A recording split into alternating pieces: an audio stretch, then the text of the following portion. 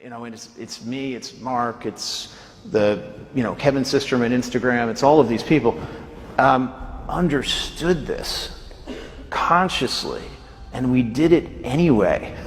Take really big, audacious points of view on the world, and then train ourselves to be patient. And it's really, really hard. The entire society is set up to not be patient anymore. Consumer internet businesses are about exploiting psychology. And that is one where you want to fail fast because, people are unpredictable, and so we want to psychologically figure out how to manipulate you as fast as possible and then give you back that dopamine hit. We did that brilliantly at Facebook. Instagram has done it, WhatsApp has done it, Snapchat has done it, Twitter has done it. So there are great examples. WeChat is doing it. There are great examples of failing fast is the right path to exploiting psychology of mass populations of people. I feel tremendous guilt. I think we all knew in the back of our minds, even though we feigned this whole line of there probably aren't any really bad unintended consequences. I think in the back, deep recesses of our minds, we kind of knew something bad could happen. But I think the way we defined it was not like this. Turn it off. That's what I would say. It's hard for young people now because they're hooked. They're addicted. If you don't think you're addicted, and I'm talking about anyone, from the highest to the lowest, if you don't think you're addicted, then see if you can turn it off for a week.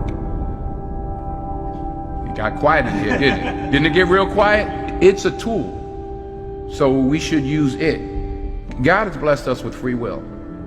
Now it's free will magnified, free will on steroids. You're free to go in any direction you want. It will allow you, and it's not the enemy. It's just it's just a reflection of our own free will. And we all want to be liked. But now we want to be liked by 16 million.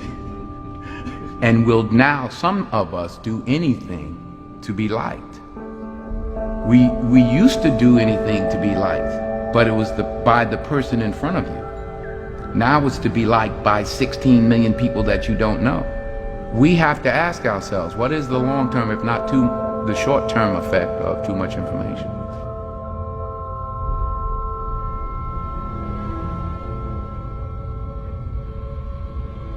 So the context was I was at Stanford, and the dean asked me to speak to the MBA students. And in it, what I was talking about was, the question was, what do you think the long-term effects of social media in general are?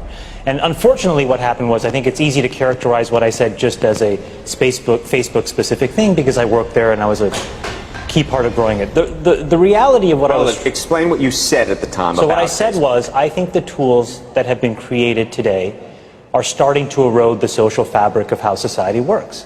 And what I meant by that is the following thing. Today we live in a world now where it is easy to confuse truth and popularity. And you can use money to amplify whatever you believe and get people to believe that what is popular is now truthful and what is not popular may not be truthful. Joe and I, for example, we've been on the other side of climate for a long time, right? And the reality is now I can take money and I can use that through all of these social media systems that exist to hundreds of millions of people, and I can convince all of Joe's friends and everybody like him of my opinion in very subtle and small ways. And he can do the same to me. We can do that about vaccines. We can do that about gay rights. We can do that about bathroom laws. We can do that about Roy Moore. And so I think the question we have to ask ourselves is, how do we live in a world where this is now possible? And so it was about that, but just so I understand, was it because I read and watched parts of what you were talking about. Part of it seemed to me about the ability to pay to manipulate people's thoughts.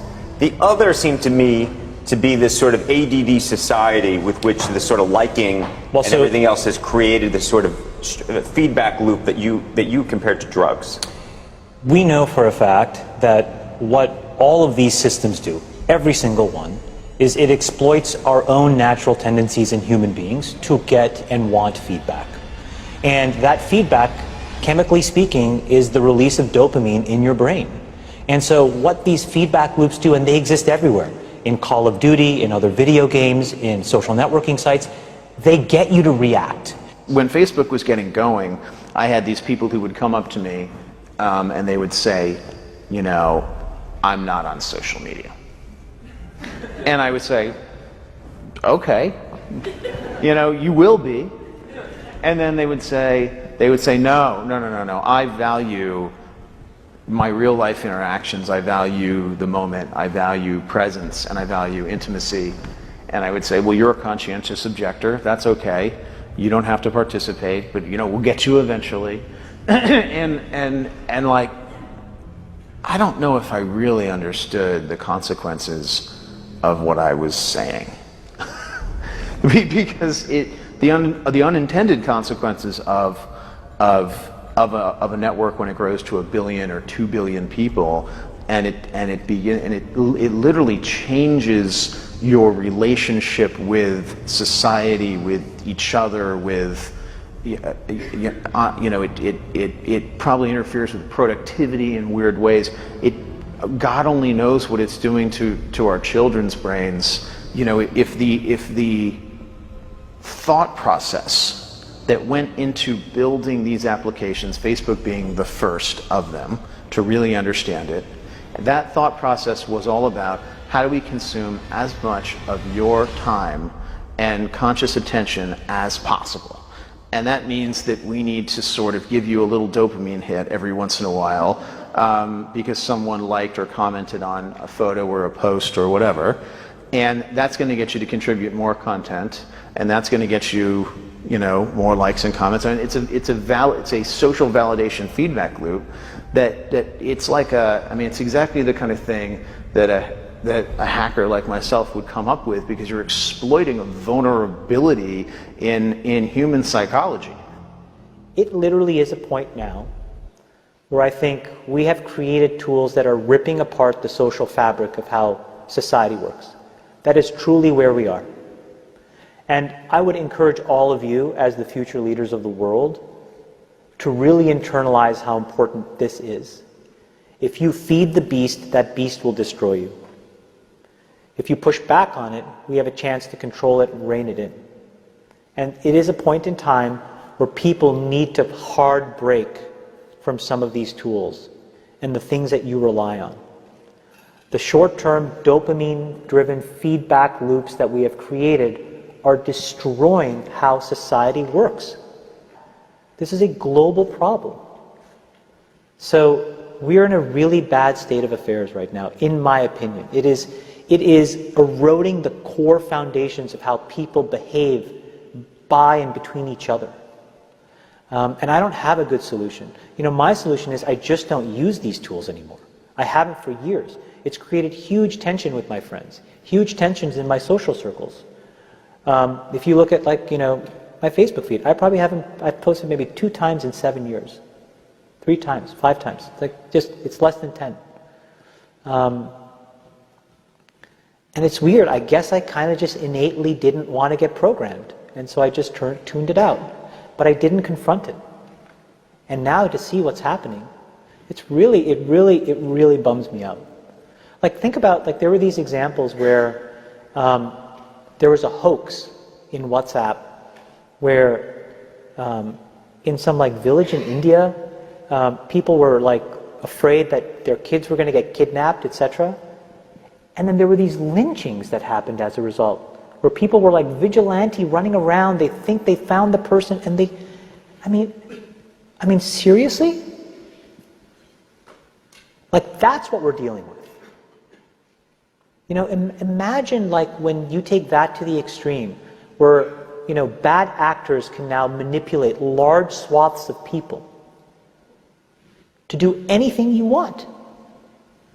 It's a really, really bad state of affairs. And we compound the problem, right? We curate our lives around this perceived sense of perfection because we get rewarded in these short-term signals, hearts, likes, thumbs up, and we conflate that with value and we conflate it with truth. And instead what it really is fake, brittle popularity that's short-term and that leaves you even more, and admit it, vacant and empty before you did it. Because then it forces you into this vicious cycle where you're like, what's the next thing I need to do now? Because I need it back. Think about that compounded by 2 billion people. And then think about how people react then to the perceptions of others. It's really bad. So you're training your brain here, whether you think it or not, whether you know it or not, whether you acknowledge it or not. Acknowledge that these things where you're spending hours a day are rewiring your psychology and physiology in a way that now you have to use to go and figure out how to be productive in the commercial world. So if you don't change this, you are going to get the same behaviors over here. Change this. There's a reason why Steve Jobs was like anti-social media. I am telling you I'm not on these fucking apps. I'm not him by any stretch of the imagination. But I am proactively trying to rewire my brain chemistry to not be short-term focused. I'm telling you they're linked. And I think that if you get too desensitized and you need it over and over and over again, then you become actually detached from the world in which you live. You become callous, you become crude. And you live in front of your screen. But Chamath, let me ask you this, because the thing that I've been so concerned about is Facebook just announcing that you're going to be having some app that you can use when you're 7 to 13. I mean, it's one thing for us to be doing this, but to be hooking your kids on something that you're describing as a dopamine fix at that age, that's crazy. So look, I think in the case of Facebook specifically, I think they have probably done more than any other company, quite honestly, to try to fix it because of all of the companies, and I've seen them all up close. They're the most, frankly, to be very blunt and honest, the best run and the most technically sophisticated. But they're also emailing me if I haven't logged onto Facebook for a while saying, hey, did you see the post from so-and-so? Did you see the post from so-and-so? Trying to lure you back in. And again, we can make those decisions as adults, but as children, that is a different... Well, I think the product, and I don't know it quite honestly in as much detail as I should, but I think the way that that product works, because of privacy laws in the United States, you actually have to get parental permission. The point, though, is, and what you're bringing up is, I think, is the most important thing. We all have never taken a step back and actually asked ourselves, how should we be interacting with these things now, 7 years into it? And what should we be expecting of the internet at large? Look, the reality may be the entire business model of the internet may be fundamentally somewhat broken, right? Because we allow ourselves to get interacted with in ways where we don't necessarily control the medium or the messenger. And we are not putting up any barriers to ever give yourself any downtime from that either. Exactly. And so it may mean that we all collectively need to figure out, not just individuals, but also the companies, also governments, quite honestly, how different business models need to exist so that we can actually divorce ourselves from how this stuff is working. What goes on? Tonight here, a warning about Facebook and what some believe it's doing to kids. The warning comes from two of the company's earliest executives. Carter Evans is following this.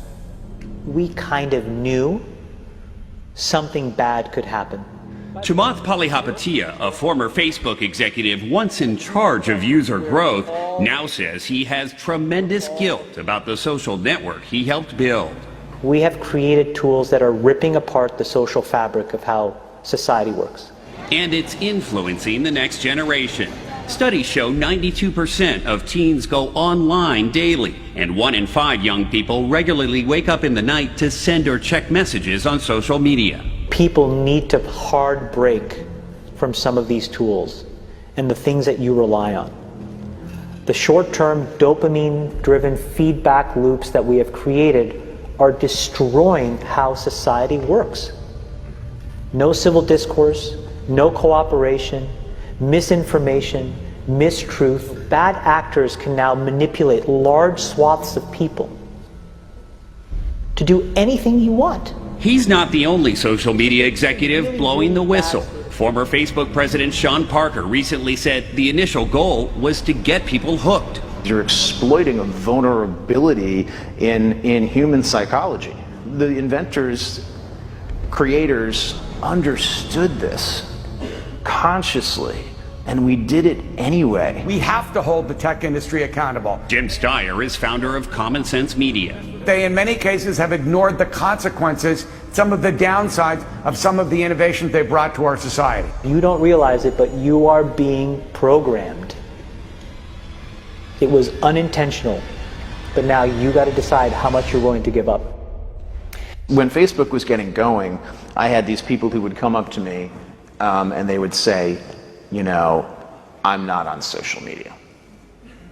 And I would say, okay, you know, you will be.